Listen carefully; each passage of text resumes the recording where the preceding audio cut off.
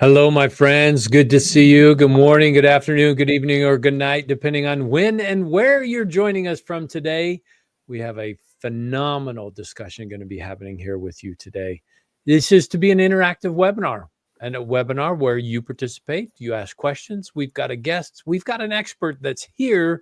So you've got questions, and we've got the answers. So, we're just going to let you go first. So we're going to have this discussion. Jay Allen, want to start with you. Thank you so much. We just had a great time at Tools. Yes, we did. You made it home safe and sound, 9-hour trip. And then what happens?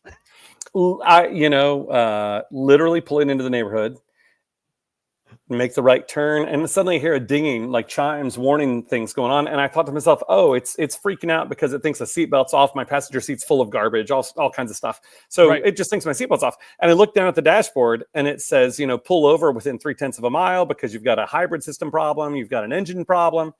And turns out my water pump, which is an electronic water pump on the hybrid RAV4, had stopped functioning. No more coolant flow.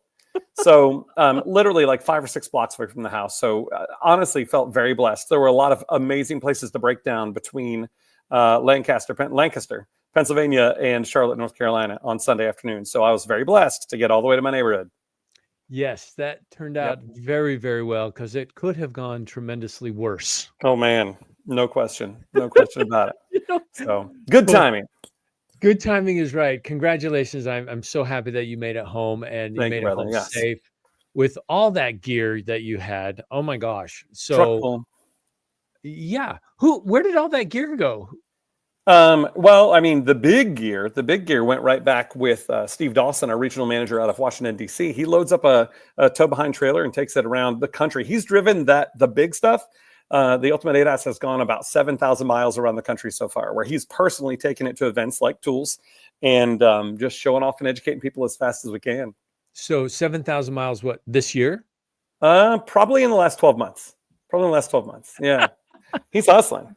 And my personal vehicle was packed to the gills as well for teaching class and things like that. And I have found, when you and I and other professionals in our industry travel around the country a little bit, we have learned how to pack everything we need into one carry-on and maybe check in one bag. We're pretty good at that.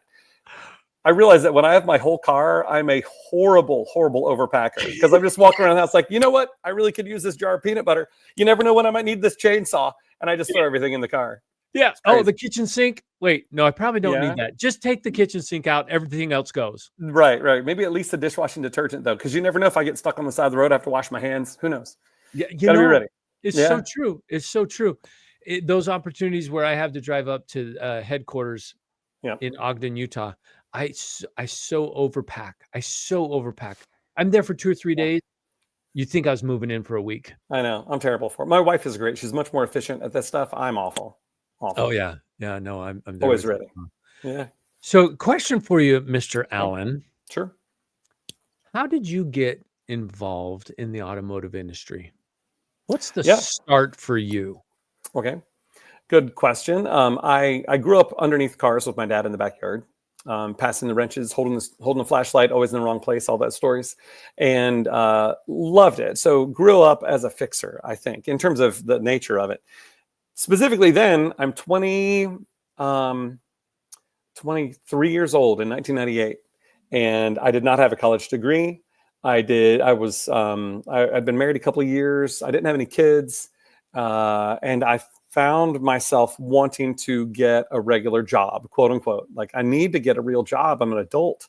And time to start adulting. I know. But it was that moment of, you know what, Justin, you could do whatever you want. What would you like to do? Like, what do you think might actually be interesting for you?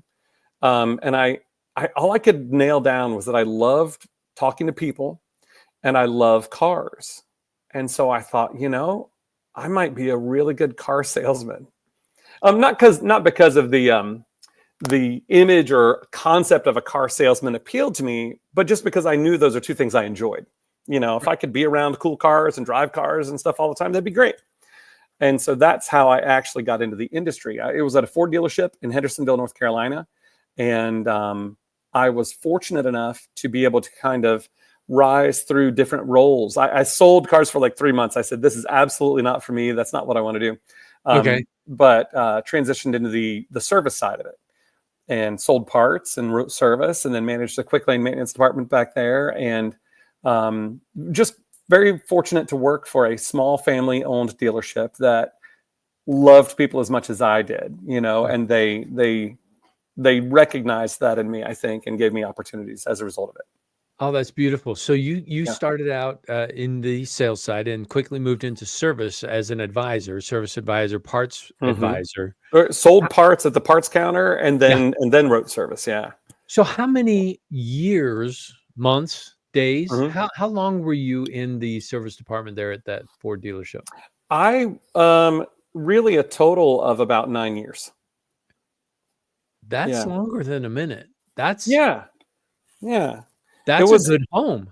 It was. It really was. And then in 2008, the economy went kind of weird in North America. If Uh, you were in automotive in 2008, uh, then you probably know that dealerships were closing down, right? yeah. There was a lot of strange stuff going on, and instead of having to close down, ours did month after month lay people off. Like they kept trying to Oh, trim the fat. I mean, yeah. the automotive industry prior to that, or prior to 2011 or 2001, like 9/11. Yeah, yeah, yeah, yeah.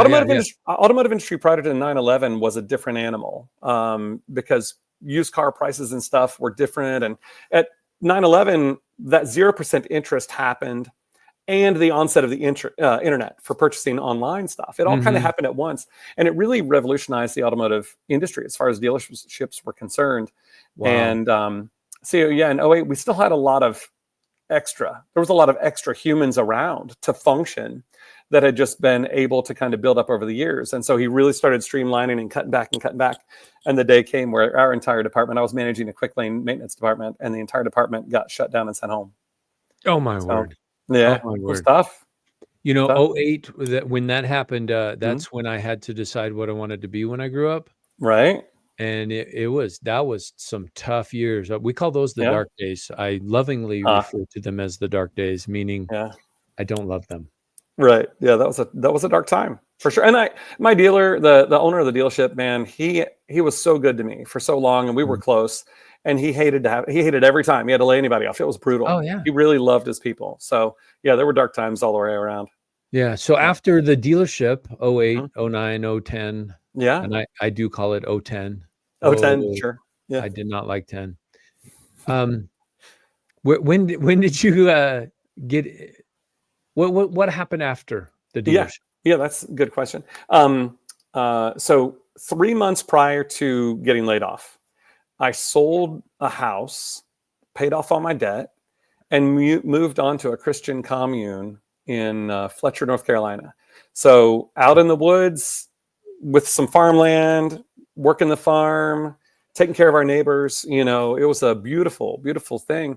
And so to get laid off when I was in a community that was intentionally trying to help each other out, Yeah, um, that was neat. That was neat. So for a week after the day I got laid off, I spent the next week working the farm and sure. running the bush hog on a big tractor and just kind of clearing land and stuff. And wasn't really sure what was going to be the next thing. I kind of felt like, if automotive has burned me like this, then maybe I don't want to do automotive anymore. Maybe I'll start something totally different. And so I got a phone call about the hunter sales rep opportunity in Western North Carolina. And I was still having those thoughts like, no, never mind. I don't want to do automotive. Forget it.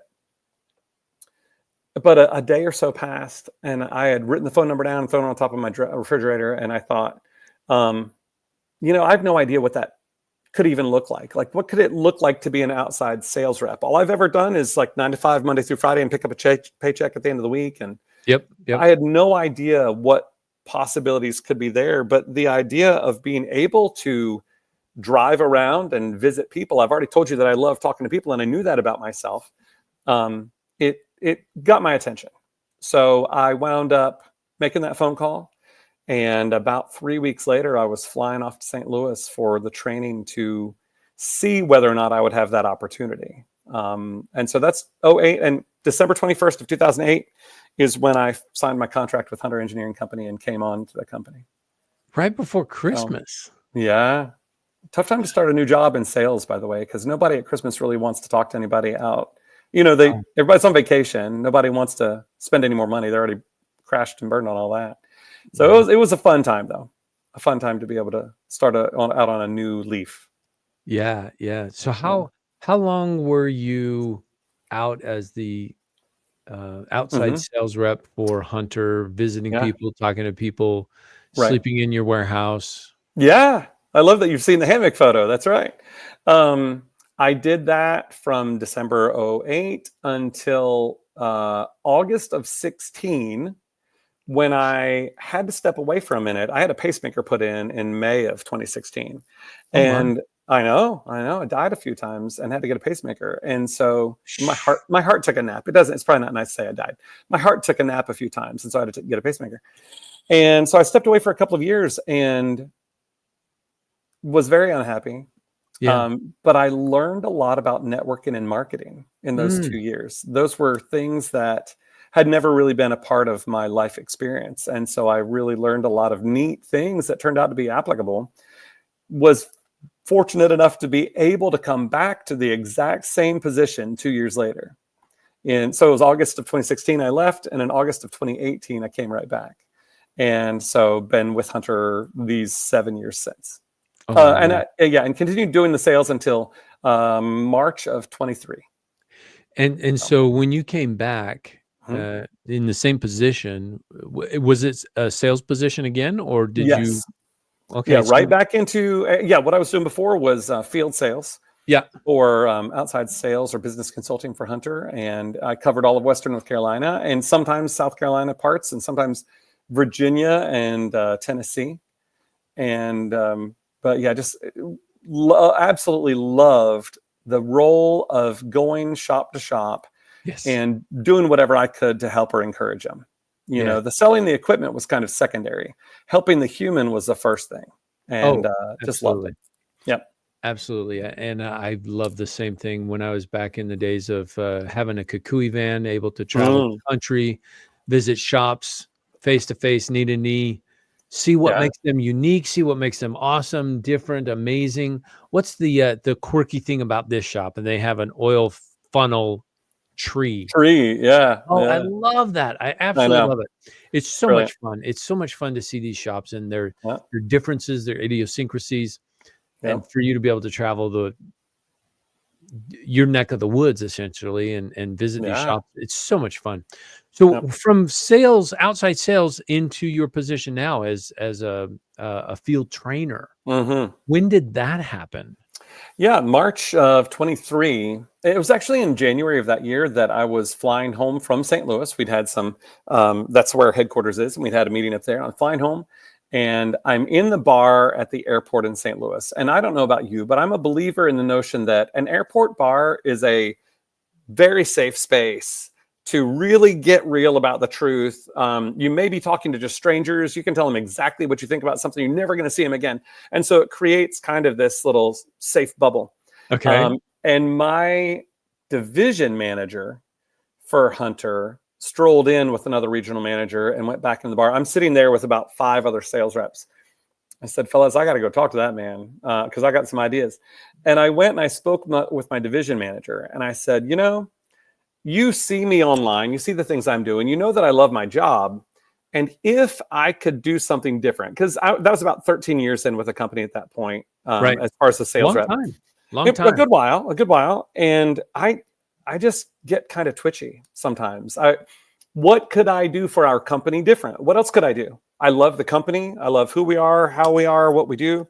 But what else? How else could I be an asset for the company? Love it. And so I rattled off a couple of thoughts that I had. And a week later, my manager came back and said, hey, listen, I know you had a good conversation with Kevin, and we're wondering if you would consider being the trainer for North Carolina, South Carolina, and Georgia. And because what I was talking about was being helpful in other ways, but that I had never thought about it.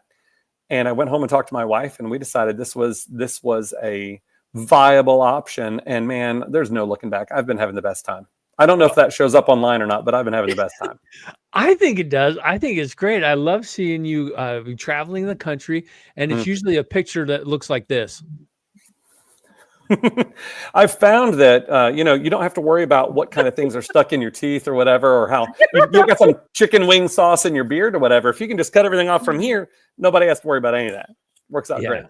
Well, speaking of chicken wing sauce, you Mm. have had chicken wings in darn near every hole in the wall place that you could find across this country. And You in got to collect fact, something.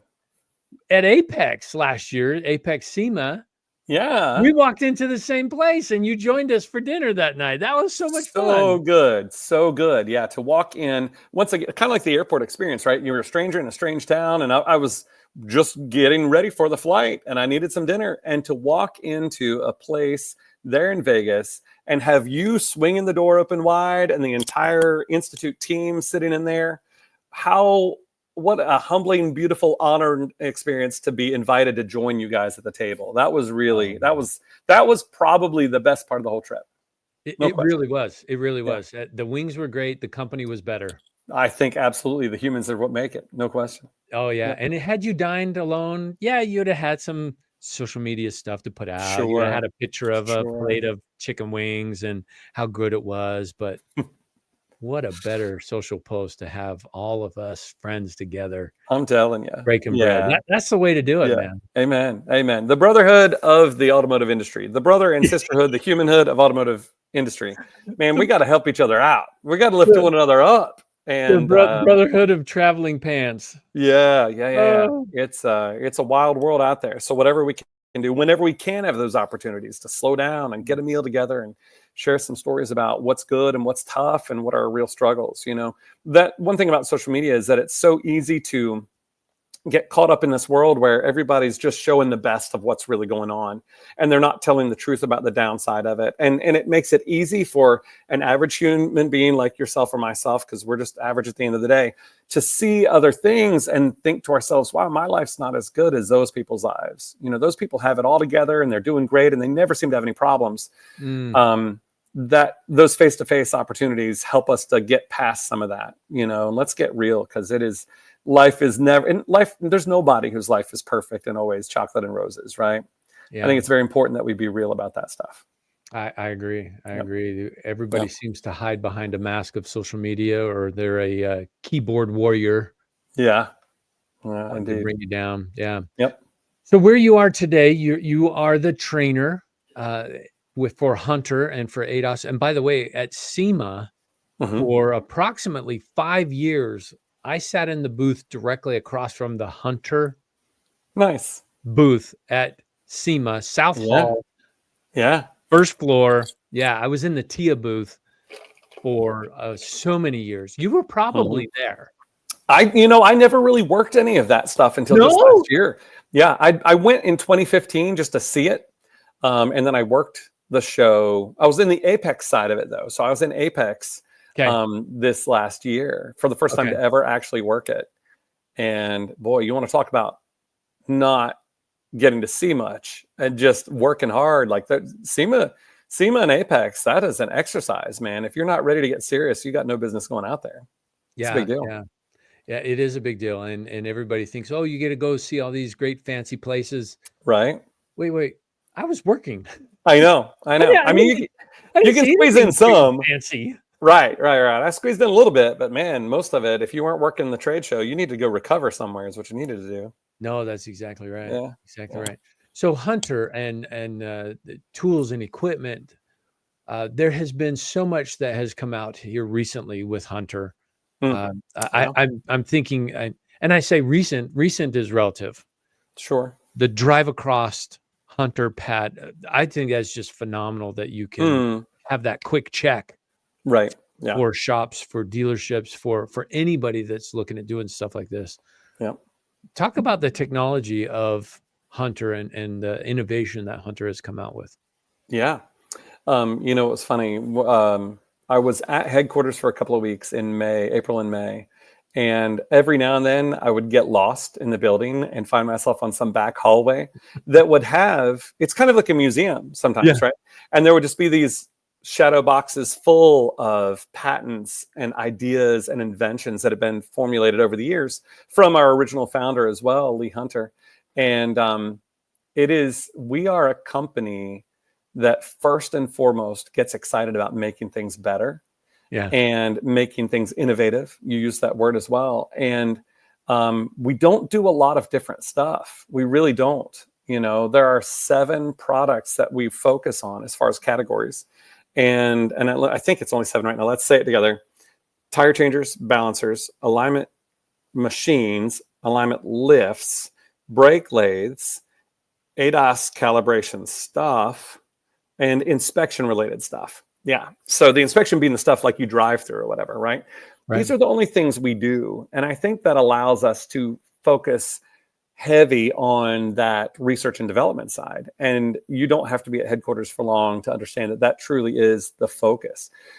And, our company was born in 1946, founded in 1946. And to be a global provider of these types of things that we do, which are always the cutting edge version of these things, it's fascinating because we're not a marketing company, and I don't mean that bad against anybody. I'm a person who loves some marketing.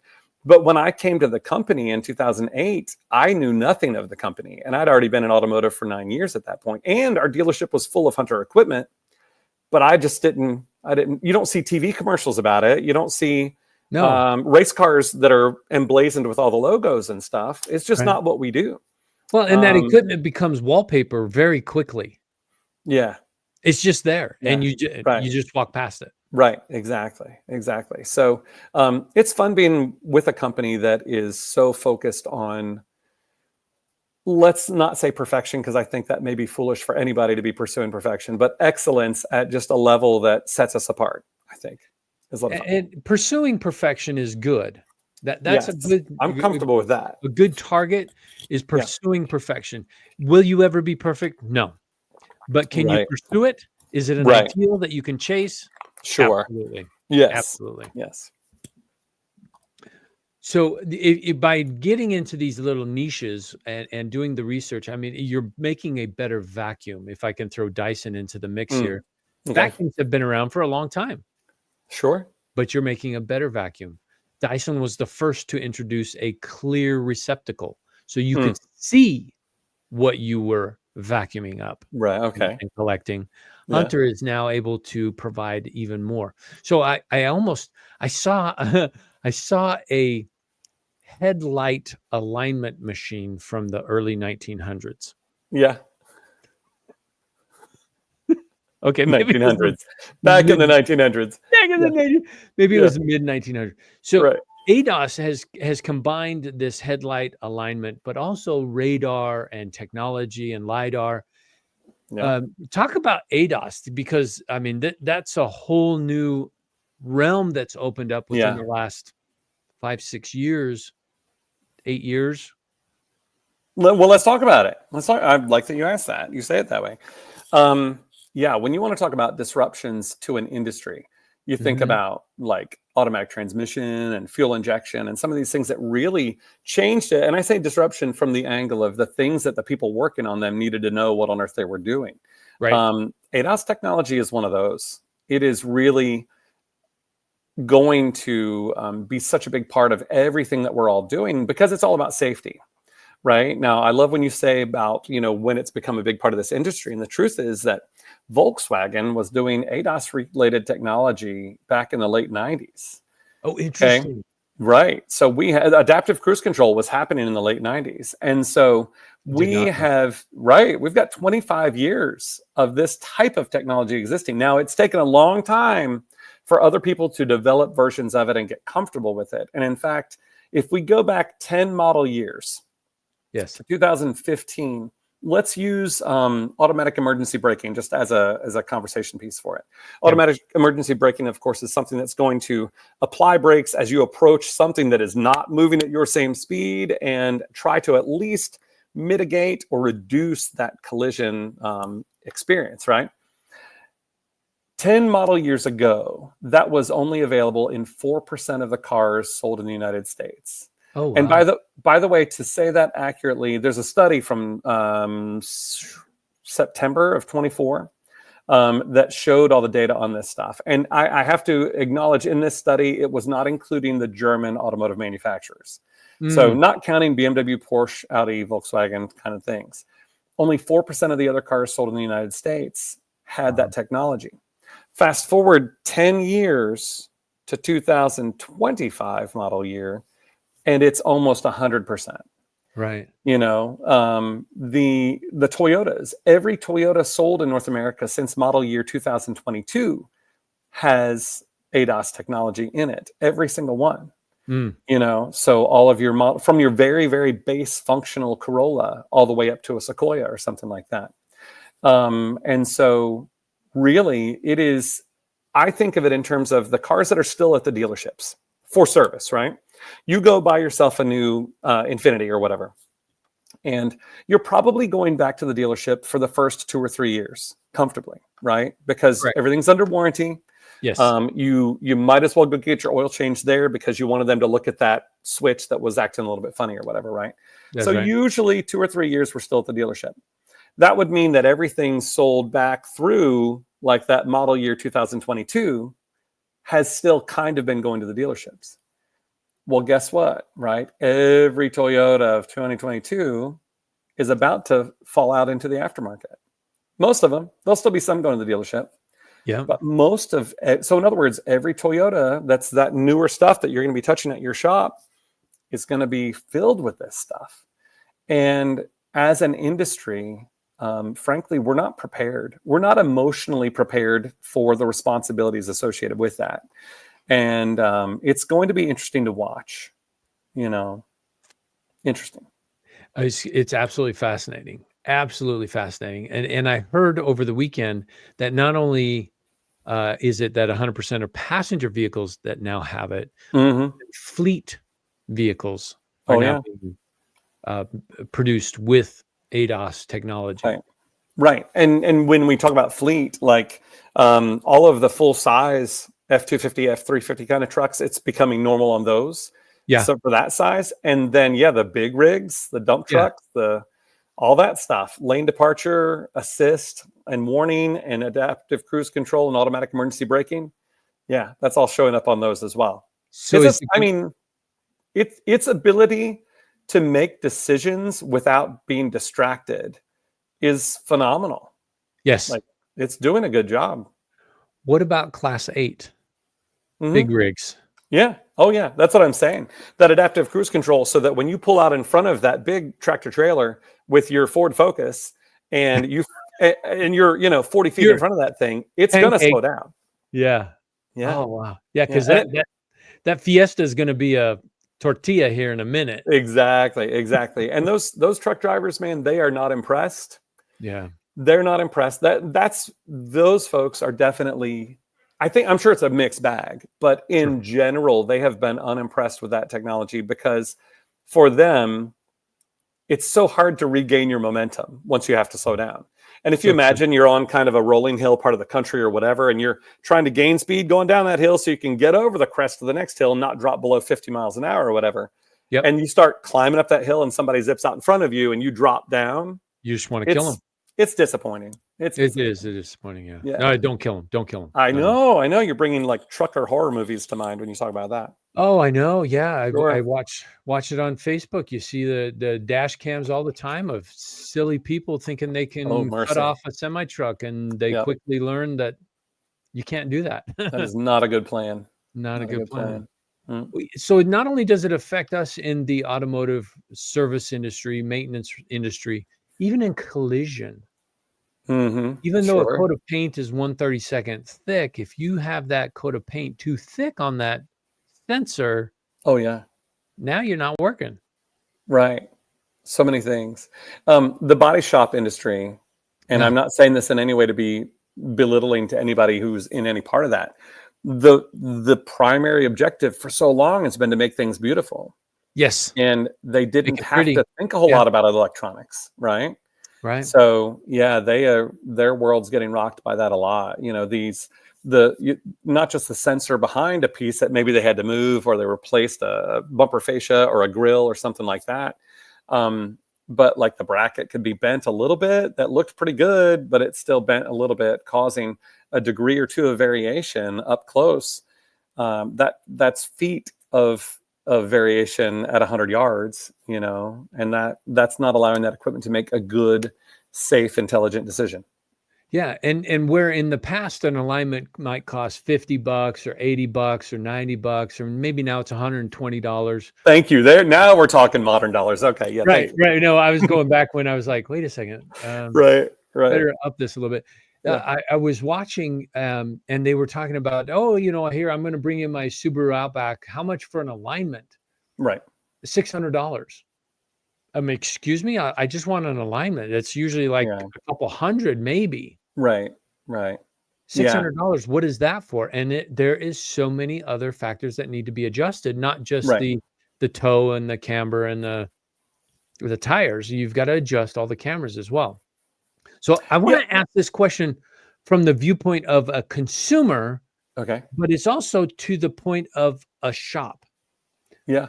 What are the right questions for the public to ask, which then also translates into what does a shop need to know? So what should the public ask as questions for an alignment when, for example, I took in my car for an alignment, 4-wheel alignment, and the service advisor, Sebastian, bless his heart, he's like, "Oh my gosh, $320 for an alignment. It's so much." And I was like, "Bro, I don't care. I need it fixed. I need it fixed now. I just put new tires on. I need it safe. Yeah. I need it safe. Yeah. 320, I don't care. Can you do it?" That was my question. When can I have my car back? Right. What kind of questions should we as a public ask that helps us to understand a shop? Yeah. So, on average, the people that are using this technology love it. That's what we know. Are you guilty of that? Yeah, I love it. I love it.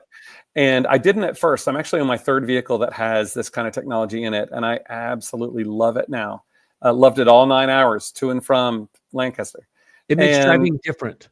Yeah, it does. More relaxing. I can relax. It takes some of the pressure off of it. It Yep. does. Although being a good driver, it probably shouldn't, in theory. You know what I mean? We still should be thinking just as much, but it allows us to not have to. It really does. And so the right question for a customer to ask a shop would be, hey, are we going, as a part of this repair process, are we supposed to recalibrate that stuff? And are you equipped to do that appropriately? How are we going to do it? Those are the kind of questions that a customer should honestly be asking. Unfortunately, the numbers on this technology being repaired correctly are dismal. I know. Dismal. I know. The shops that are, it's between 66 and 75% of cars that are not repaired and calibrated correctly at the end of some type of a collision related situation, some type of a accident. The numbers, it's 66% for just getting your windshield replaced. They're just not working right after that because nobody calibrated it appropriately. And it's 75% if your car was in some kind of an accident that involved replacing or repositioning or removing for any reason whatsoever one of these sensors. 75% of them are not functioning properly when people are done with it. So yeah, a customer being able to say, hey, I really love the way this technology works. Are we sure that's going to be okay when we're done with this? Is not a bad question. And so I'm going to ask this question, but I don't even know the answer, and I would feel foolish asking it. And I wonder how a shop would translate it.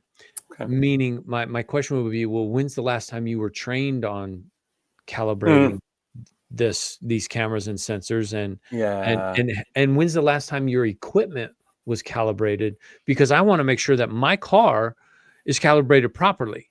Right. And those are the questions that if a customer walks in your door asking you those questions, you are already regretting letting them walk in your door. And I'm jokingly saying that, like as a shop owner, like, oh my goodness, this customer is going to be a real pain in my tail, is the feeling you would probably have with those kind of questions. But they're legitimate, good questions. That means that customer is actually pretty well informed about the way their vehicle is supposed to work.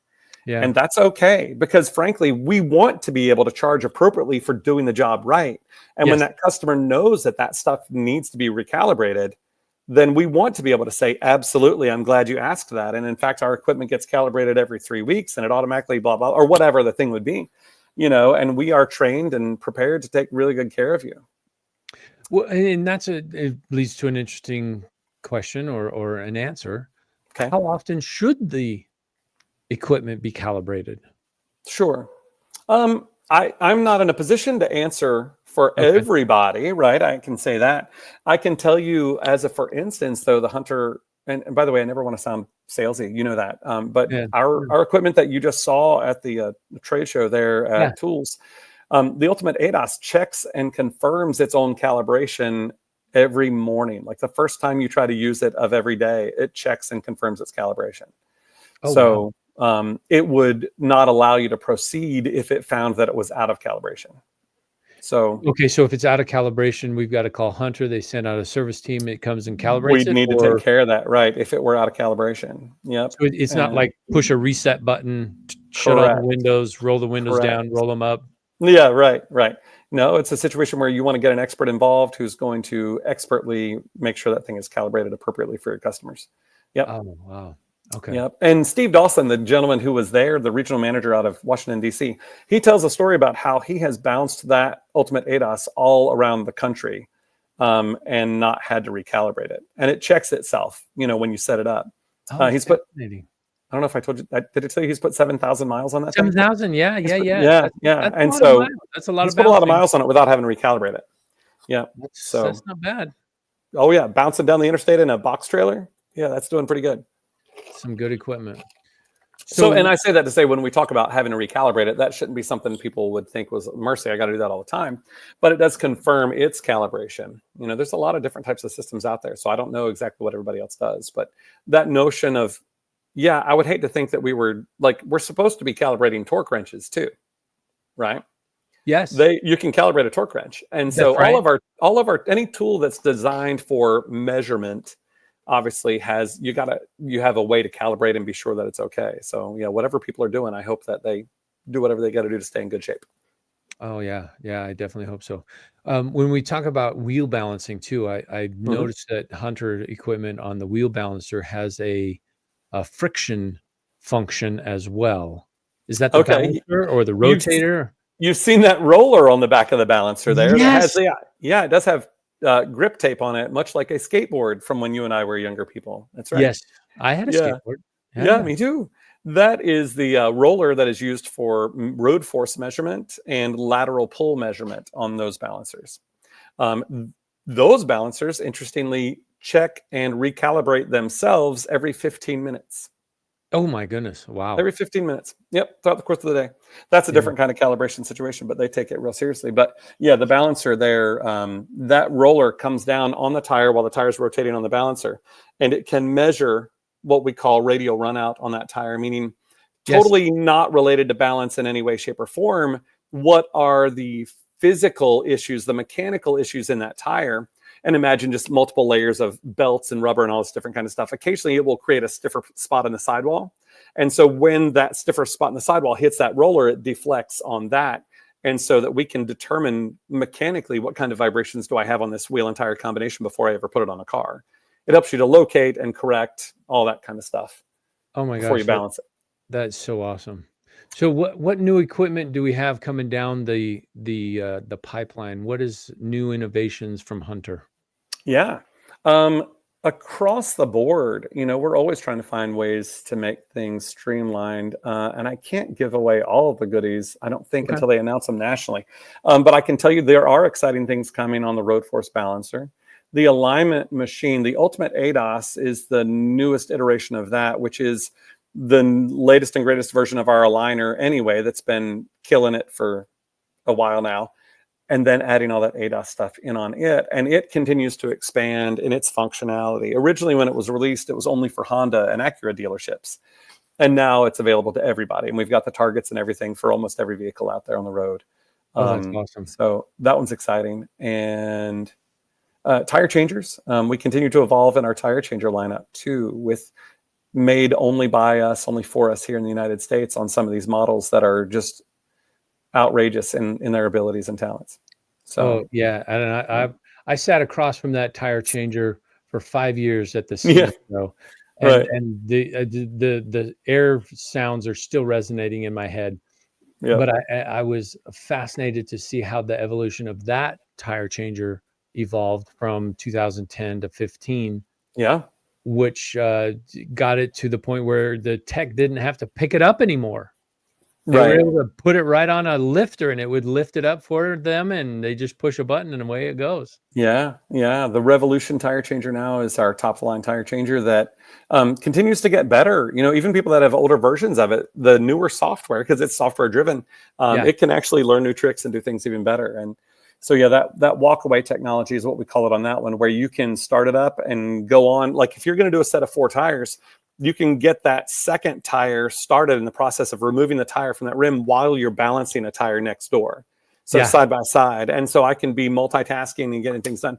And it's just about efficiency, right? Totally. Like, how can we be more efficient in our operations? Now, I do think the danger of that is helping our training our customers to have unrealistic expectations in terms of time. Right? Like I blame Ray Kroc for a lot of our problems, and the things that went from fast food hamburgers to ordering something on Amazon and expecting it to be at my house like by the sunrise the next morning. We have definitely created expectations that are pretty dang high. So when we can make changing tires faster, I like to think of that being a benefit for us on the service side. The customers, they don't need to expect it any faster because we've already set ourselves up for failure on some of that situation, I think. Yeah. But if we can alleviate some of our stress on the backside, because you and I both know there's some things are going to take longer than you planned on, right? Yeah. So, Who'd whatever we ever can do to reduce our stress. Who would have thought a milkshake would have been such a problem? Oh my I'm telling God. you, man. I've been to Unreal. one. I was at a McDonald's where there weren't any humans out here at all. There was just kind of a hole in the wall, and so you'd order your thing on a kiosk, and then it would eventually just spit out of the hole in the wall. It dehumanized the whole experience. I did not like it. That's unfortunate. I mean, I still ate it and I still smiled, but I didn't. Yeah. Didn't like the process. All right, a question from Jake. Jake's asking, as a general repair facility, we need to rely on non-collision related issues for ADAS repair and or calibration opportunities. How frequently does ADAS systems need to be repaired or recalibrated in a non-collision situation? Which goes right along with my question. As I changed the tires and had to have a new front control arms and blah, blah, blah, it needed to be realigned. Right. And so I echo Jake's question. Yeah. So it's a great question. And there are, thank you, Jake, for submitting a question. There are plenty of scenarios that are non-collision related that are going to require calibration. Now, some of the vehicles, yes, just after a simple alignment, are going to want it to be recalibrated. In your case, you changed some components in there and more major stuff. That doesn't necessarily trigger it. But think about other things that might. And I'm talking about maybe you're doing some air conditioning work on the front of that vehicle. Yeah. But to access everything in there, you're going to remove the grille. You're going to remove the support that has that adaptive cruise control radar attached to it up there in the front. Maybe you're taking off a bumper fascia or something that has some components associated with that. The radar is in some cases down there in kind of the bottom. Yeah. So any of those kind of things where you might move parts off the front of that vehicle would require it. So similarly, there may be situations where, again, non-collision related, but I just try to think about anything that you might do. Maybe you've got a power mirror that's given out on some kind of a vehicle, and it's got sensors built into that mirror or a camera built into that mirror sometimes too. And so you replace that mirror, and it's going to need to be calibrated. So that's the idea of just anything that would involve moving it or, and maybe like removing and replacing. That part's still the exact same part. Yes. But because I took it off and bolted it back on, it's changed. And so those are the kind of scenarios where you're going to find yourself doing it too. So some alignment and regular maintenance related, and then those. And when we talk about alignment, think about the kinds of things that you might replace in an alignment repair. If hypothetically you're going to put new struts or something on a vehicle. Yeah. There's 2 reasons why we put struts on a vehicle. One is those springs have sagged and given over time. They compress, just like you and I. They're going to get a little bit shorter over time. It also may be the strut part itself, not the spring, but the strut or the shock absorber in there, basically, right? Yeah. If you're replacing that old set of struts that are 12 years old on this vehicle with a brand new set, like a quick strut that's got springs built into it, you are changing the ride height of that vehicle. It's so true. Okay? Yep. So the ride height, and especially like imagine I only did them on the front. And I've seen a lot of Toyota 4Runners floating around that the front was dipped down a little bit. I don't know what's going on with that. Maybe they put a lift kit on the back and they ignored the front. But imagine you took a vehicle that was sloped like this and you put those new springs on the front and you change that ride height on the front. Well, you've changed where all of your stuff is pointing. You know, your lane cameras, your radar stuff. All of that stuff has changed, and so to be recalibrating it after those types of suspension related repairs as well, also very valuable. So that's also not a collision thing, I guess, right? Yeah, it's definitely not, and that goes to the North Carolina squat. Yeah. Golly, whoever bad thought ideas, terrible bad idea. ideas. You need to see the road. Yeah, Gary's got a great question here too. If you're not sure, will the car let you know if it needs to be recalibrated? It doesn't. So you just got to do it. Yeah. So Gary, thank you also for your question. The car generally will not let you know that it needs to be recalibrated. Its only job most of the time is to see stuff and respond to it. It doesn't know where it's pointed, right? Yeah. We've heard stories of people with a vehicle with like a forward-facing radar that was pointed down, maybe. And so it would see markings on the road and stuff like that and slam on the brakes because it was freaked out about it. But it didn't know that it was wrong. There are instances where a vehicle, if it's getting conflicting signals, so imagine that you've got a forward-facing camera looking one way and your radar, and maybe your radar is looking another way, and it starts to see enough of disagreement there on what's happening. Some of these cars are going to bring themselves to a complete stop and say, no, thanks, we are unsafe. We are not going to be driving like this. So while it didn't tell you it needed to be recalibrated, it definitely told you there was a problem, right? So you will occasionally get situations like that may cause a warning light or that system to disable itself entirely. But that's not the same as it notifying you immediately after you put those springs on there that needed to be recalibrated. So the better bet on how to be sure, Gary, is to look up your OE service documentation on what is supposed to be done. There's a lot of great resources out here that are trying to find ways to simplify and streamline those data sources, but it is challenging. So the OE is always your best bet for what am I supposed to do when I replace that mirror? Am I supposed to recalibrate something or not? And you'll find it there. Yeah, does this fall in the range of that 30, 60, 90, you might need to recalibrate on that realm, or is it when parts are replaced? That's a really good question. In terms of preemptive strike on that stuff, I personally would say, sure, it makes sense that way, because again, your ride height's going to change over time. Different things like that. I mean, they tell us to recalibrate our steering angle sensor on about half the cars on the road because they know that stuff changes a little bit over time. So would it be harmful to recalibrate that stuff? No. But would it be logical? Sure. Yeah. I don't think you'd have a good argument for why you shouldn't calibrate it in that type of a scenario. Yeah. My car gets calibrated probably 15 times a month. Because you use your car for training? Yeah. Oh yeah. I'm calibrating it all the time. It's very well calibrated. Oh, very well calibrated. So if anybody has a car in the North Carolina area. Oh, mercy, Jimmy. You do not say what's about to come out of your mouth. Then register for class, bring your vehicle into class, and we'll calibrate it. There you go. That's how I would say that. And you might have been about to say that. You're a good friend. I might have been about to say that. I was definitely going to say that. Yeah. Good. Register for class, bring your car, and then get it calibrated. We will calibrate it. I love it. Absolutely. That's awesome. Yep. That's awesome. Well, last and final question for you here as we wrap up an hour. I can't even believe it's been an hour. It feels like 3 minutes. It goes fast when you're having a good time. That's right. Oh my gosh, yes. Question for you. If you had a magic wand and you could change something about the automotive aftermarket, what would you change? If I had a magic wand and I could change something about the automotive aftermarket, I would make sure that all of our customers were so happy to come and see us. And we're just so grateful for our expertise and professionalism and never questioned our rates or practices. Because your equipment is not the... Oh, I mean the shop owners. I just mean the shop owners. I mean their customers. You know, customers that come in, when a customer comes in with a car broken down, like they are miserable. They're having a Yeah. really bad, I don't care what else is going on in their life. That is a bad day. And we have such an opportunity to be the superhero.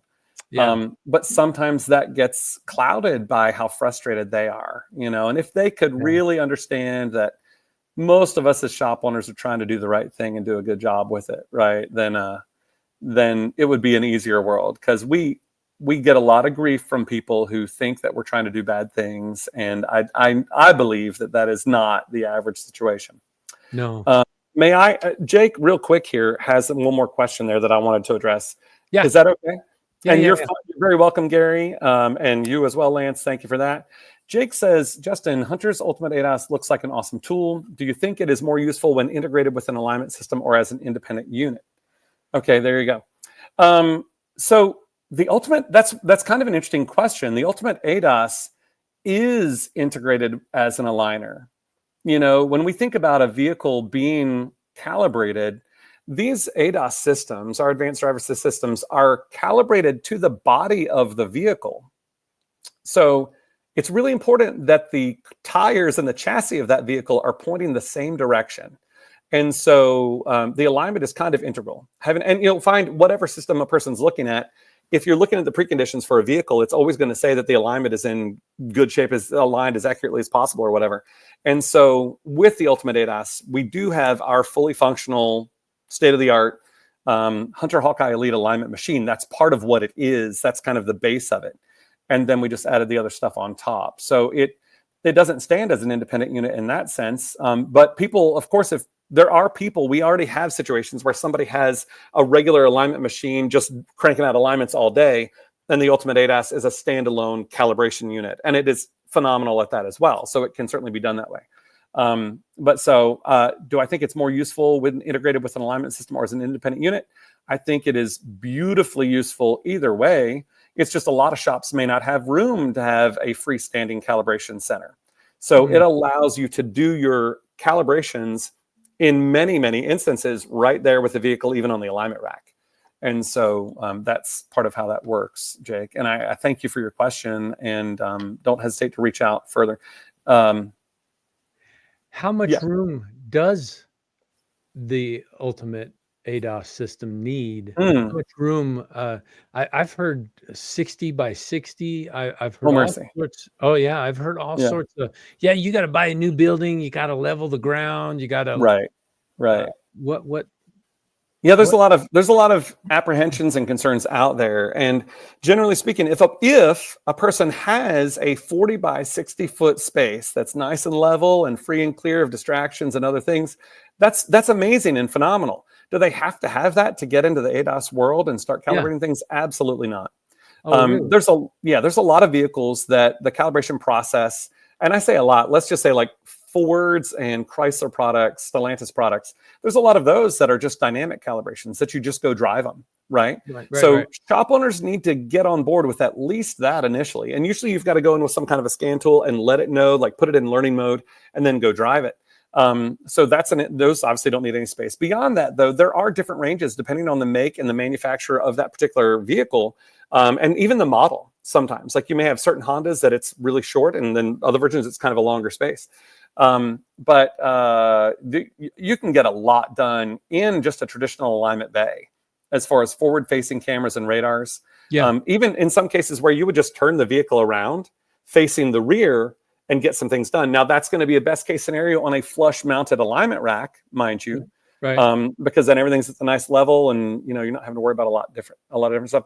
You're seeing a lot of folks today that as they're building in alignment systems, they're definitely doing that submerged rack in the floor. Yes. So that you can have the car in that position and do all of your calibrations right there without having to do much else. So the space limitations, if someone has a normal alignment bay with some extra space out in front of it, like the ones that the alignment machine, the rack itself gives you 4 feet between it and the wall, those are going to be challenges, right? That's going to be a different environment. Okay. But being able to do these calibrations in other bays, there's so many ways to get that ball rolling, and so many vehicles that you are going to be able to get calibrated. I believe reducing the need to sublet that stuff to somebody else is going to help you with your scheduling and your quality control. And those are things that also help you to sleep well at night, when you can control that stuff. Oh yeah, for sure. And that leads us here to last question from Gary here about mobile ADAS. What do you think of these mobile ADAS companies? Yeah, Gary, thank you for that question. A mobile ADAS company is just like any of the rest of us in the sense that either they're doing their job right or they're not. And you'd have to look at that case by case. This stuff has changed so quickly, and there were so many mobile shops, or there was a moment where people needed to get these calibrations done, and the only option was mobile, really, Right. kind of in the beginning. And so they were able to show up and charge whatever they wanted. And I don't mean that in a bad way. It's just because there was no kind of there was nothing in place to help make sense of it. And not too long ago, like Mitchell, as far as guidelines for labor times and things like that, finally came out with some information so that people knew what to expect and what would be logical. With that, I mean, like I said, you can have people in your shop doing a bad job on brake work and leaving yourself vulnerable to liabilities, right? And similarly, the mobile stuff, that's kind of the trick to it, is sometimes you turn the keys over to a person, they're out there in the parking lot, we don't know what they're doing, maybe they're doing a good job, maybe they're not. If you've never seen them toting targets around and trying to get them on a level spot inside your shop, you might question what's going on. Yes, But that was going to be my question. yeah, Not I only don't. guys showing up at the shop, but if they're showing up at somebody's house trying to Sure. Yeah. align a car, I living on a hill. There's no way you're going to find a level spot unless you come into the garage, and my garage isn't that big.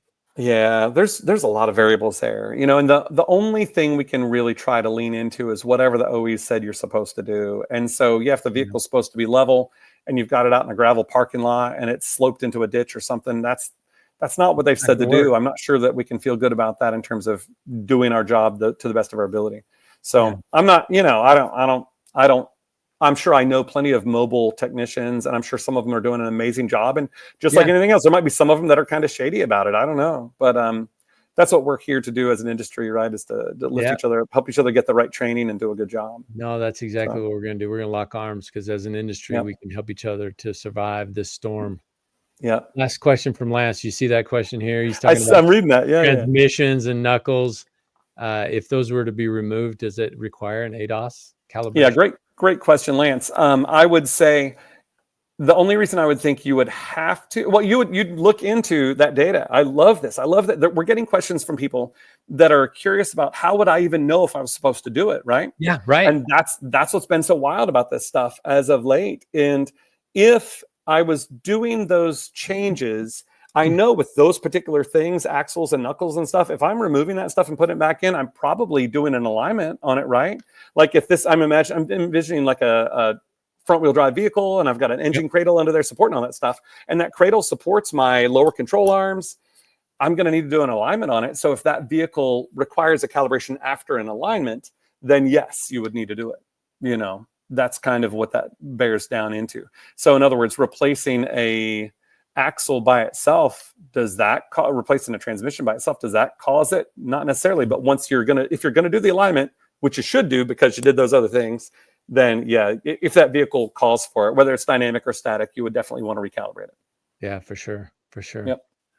Well, super awesome, Justin. Thank you so much for your time, brother. It's so exciting to be together and to do our first webinar together. We've never done this before. My pleasure, Jimmy. Yeah, and you came with so many good questions, and then what an honor to have people willing to listen in and ask questions as well. Thank you very much, everybody, for that. Yep. And we're going to post this up. It's on Facebook, on YouTube, and of course on our website as well. So you've got questions, we've got answers. We just need you to ask first, and then we'll barrel down that path. That's it. So if you find this information fascinating and interesting and awesome, and it helps you as a shop owner, or perhaps it asks more questions and provides more questions for you to ask, we'd love to connect. My name is Jimmy Lee. I'm with the Institute. Following this brief outro, you'll see a QR code come up on the screen, and for 30 seconds, it'll be there.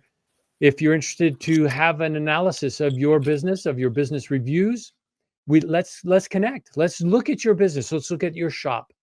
What can we do to make it better, to build a better life, build a better business, therefore a better industry? My name is Jimmy Lee. I'm with the Institute. I look forward to connecting with you again soon. Thank you.